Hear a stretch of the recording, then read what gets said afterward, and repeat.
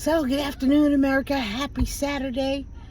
For this is the day the Lord has made. We shall rejoice and be glad in it. So, we are currently out in Bellport. I've been out here since Friday. Had a really nice weekend with family, the kids and everything. Out here with my sister-in-law. Rose's Kitchen Table was open for 2 days in a row. She did very well. Her restaurant is really beginning to pick up, and people are really starting to appreciate the quality of her delicious fried fish and colossal shrimp and empanadas. Just really doing well, and want to thank everybody who came out and supported her business, who supported Rose's Kitchen Table this weekend. So anyway, we are headed back home. I need to get out there and get back to Nassau County before it gets dark, because I don't do well with driving at night. The glare from the other cars bothers my eyes. So anyway, ready to go home and turn it down, relax tomorrow, which is Labor Day, and then back to work on Tuesday. So God is continuously a blessing, and just continues to be an awesome God that sits high and looks low, and he takes care of us. He takes care of us, those of us that believe. So yeah, hot topic for today, my good friend Rudy Giuliani. I was reading today that he was in an accident, car accident, and that he sustained some injuries. Prayers go out to him, that God put a protective hedge around him, and for a speedy recovery.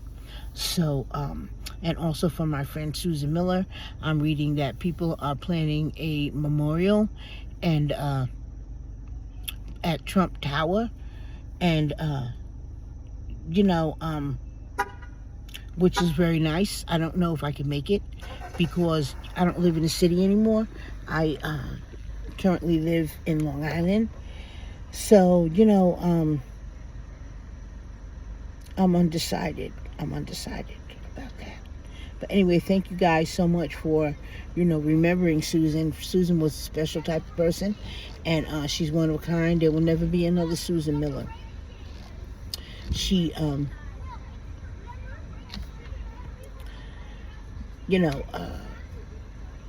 she's true blue. She's solid.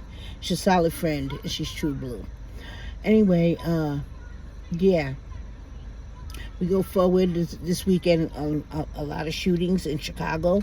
There was some shootings again over the weekend in New York, and we haven't even had the Labor Day parade yet out in Brooklyn, right? So, and our elected officials and black leaders continuously say that they don't need Trump to send in reinforcements, all right? I beg to differ, all right? When we have these communities that are continuously under siege by gangs, and street violence, we need someone to come in. We need some stronger firepower, all right, to come in to protect and restore law and order to these communities, right? I don't care what our elected officials are saying. The only reason why they're saying that they don't want Trump to come in and do it is because they know that if he does, it's going to work. It's going to be successful, right? And it will make them look bad, and it'll make all of the people who've been voting for them, the black community who have been voting for them for all these decades, saying that this is something that could have been done, and these people are refusing to do it, and it's like they call Trump a racist and trying to make it seem like he hates black people and he's trying to do things to hurt black people, and it would just prove that it wasn't Trump or the white man all along. It was the blacks. It was the blacks who are being paid to see the destruction and the demise of the black community. So y'all see it too. But it's just voices like mine who don't have a problem with saying it, right? I don't have a problem saying, because my son was a victim, right? 2 sons were a victim, of the lawlessness that's allowed to, dominate and run free in the streets of our black communities, I have nothing to lose, right? I'm not trying to be, I'm not trying to cash in off of any of this, all right? I've been doing it for, going on 8 years now, right? On the front lines, with the bullhorn and the shine, by myself, in all kinds of inclement weather, being called all kinds of coons and, crazy and all kinds of stuff, right? Because, the Democrats of New York knew that it was a failure from the beginning. The bail reform laws were a failure from the beginning, but they refused to listen to voices like mine.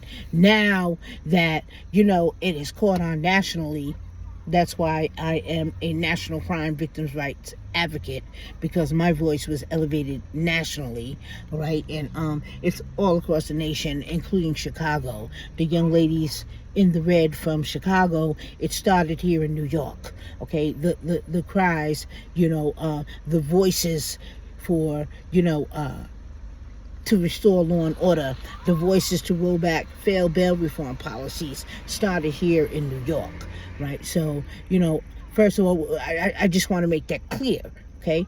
I'm not a hater or nothing like that, but, the media will take that and turn it into something that is disingenuous and hypocritical, right? And I can't allow that to happen, because it's in my son's name. It's his namesake. And then there's articles, people coming out with articles in Fox News and New York Post and all that, using their story as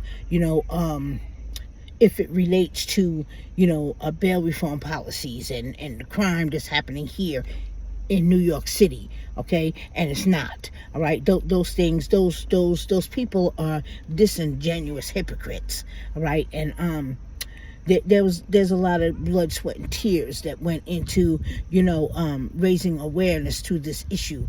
There may be work on other levels, but when it comes to a real life person and real life story, there are very few and far between.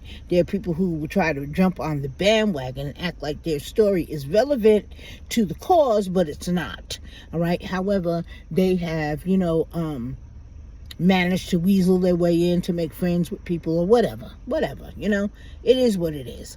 It is what it is. I don't expect any less, but just as long as y'all remember that Sergeant Hassan Correa is the first real live victim, all right, of the failed bail reform policies of New York State, all right, just like the District Attorney Jessica Troy told me before she resigned, right before Alvin Bragg took over in 2019, 2020, she told me, unfortunately, your son got killed at the wrong time.